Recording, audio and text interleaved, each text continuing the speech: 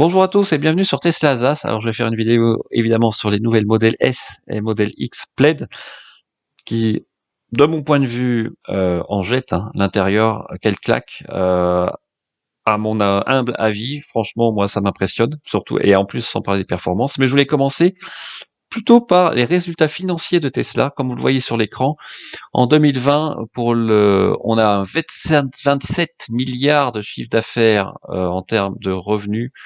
Pour Tesla, une augmentation de 31% par rapport à l'année précédente.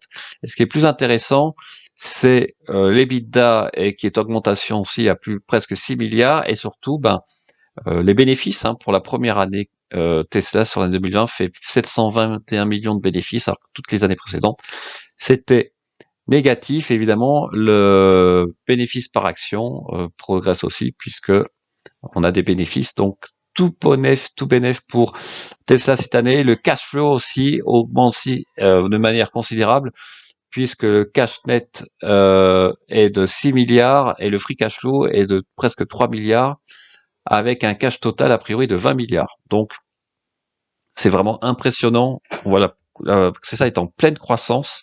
On va voir en 2021 comment ça se passe, mais ça commence plutôt bien avec ces nouvelles Model S et Model X. Il y a vraiment pas grand-chose à dire. Ils ont vraiment fait encore une rupture, notamment en termes du volant, mais on en parlera plus tard. En termes de production, voilà, on a clairement un switch. Près de 500 000 voitures vendues, produites pour Model 3, Model Y, autour de 50 000, avec une baisse de 10% de la production pour les Model S, Model X. Là, vous voyez la part de marché intéressante aussi. On voit que ça augmente toujours aux États-Unis. Ils arrivent près de 1,5% de part de marché totale.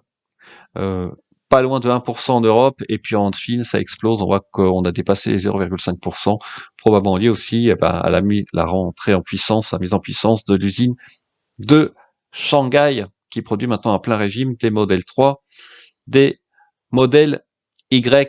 Alors là, maintenant, on voit l'intérieur de l'usine de Berlin qui progresse bien. Les fondations, les murs sont faits, donc bientôt les machines, l'outillage va arriver et ils vont peut-être tenir l'objectif plus ou moins de commencer à produire au deuxième semestre. C'est tout à fait possible. Alors quant à la livraison des premières modèles Y de Berlin, ça reste à voir. Et là, je voulais montrer évidemment, maintenant on passe à la Model S.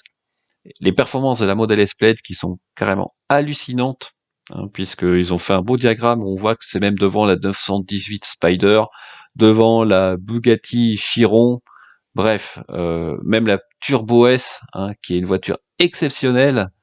Franchement, avec 600 chevaux, 650 chevaux, là, il y en a plus de 1100, et ben la Plaid est devant. Bon, c'est pas le même poids.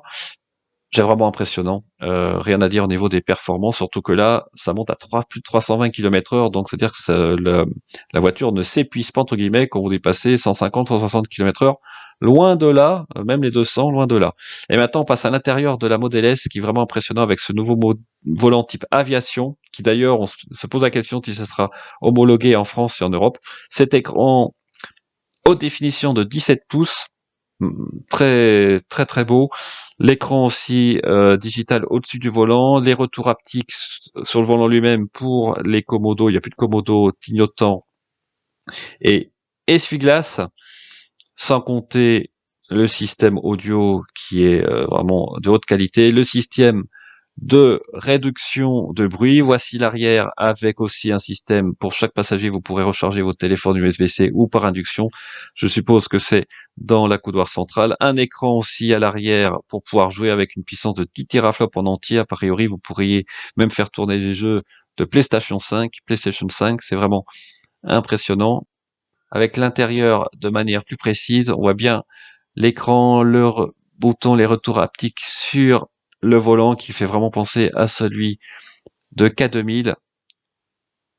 Le connexion Bluetooth pour plusieurs appareils, la recherche sans fil évidemment, plus USB-C, jusqu'à 10 teraflops de puissance. Très intéressant, le système audio, presque 1000 watts, 22 haut-parleurs avec la réduction active du bruit dont je vous avais parlé dans une vidéo à Antibes.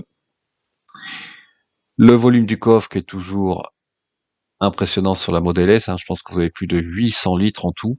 Bon, c'est pas un SUV quand même, mais c'est clair qu'il y a quand même de l'espace pour les bagages et le groupe électrique. Alors là, c'est intéressant parce que je pense que la structure de la batterie semble la même, que ça soit la grande autonomie. Là, vous voyez les deux moteurs et la Plaid, vous voyez Ensuite, les 3 moteurs.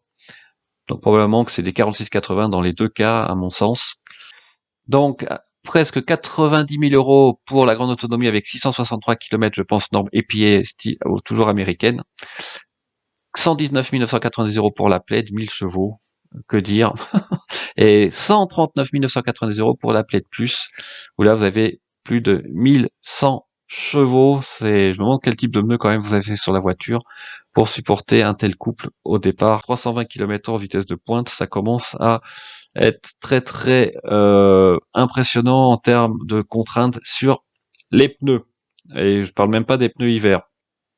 Voilà, bah écoutez, j'espère que cette petite vidéo vous a plu. Demain, je vais rencontrer 2 abonnés, un pour lui parler de ma Model 3 et l'autre pour vérifier que ma Model 3 ne frotte pas quand il va rentrer dans son garage. Donc, je fais ça avec plaisir. Et puis, je vous remercie encore pour votre fidélité, pour les nombreux parrainages. Je suis vraiment très chanceux.